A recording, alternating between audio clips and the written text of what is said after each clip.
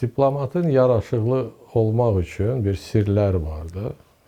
Köynək misal üçün bahadır, qalstuk ona nisbətən ucuzdur. Ona görə 2 dənə köynəyin 5 dənə qalstuk olanda siz həmişə yaraşıqlı görsənə bilərsiniz.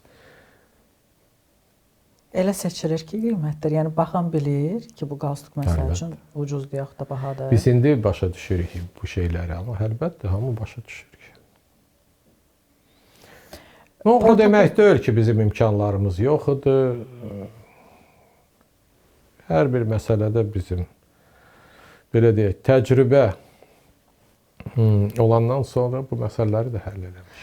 Protokol məsələlərini, protokol artıq formalaşmışdı sizin dövrünüzdə? Demək olar ki, formalaşırdı. Çünki bu məsələdə yenə də Prezident Heydər Əliyevin rolu böyük idi. Çünki onun təcrübəsi var idi. Yəni biz də kitabları oxumuşuq. Məsəl üçün o xalça, salınan xalça misal üçün qırmızı olmalıdır. Görürsünüz ki, İşlər İdarəsinin nümayəndəsi gedib yəni ortası qırmızı, yanları bəzək-büzük olan bir xalçanı gətirirdi. Məcbur olurdu ki, onu qaytaraq. Ya da kimsə hansısa bir qəbul hazırlayanda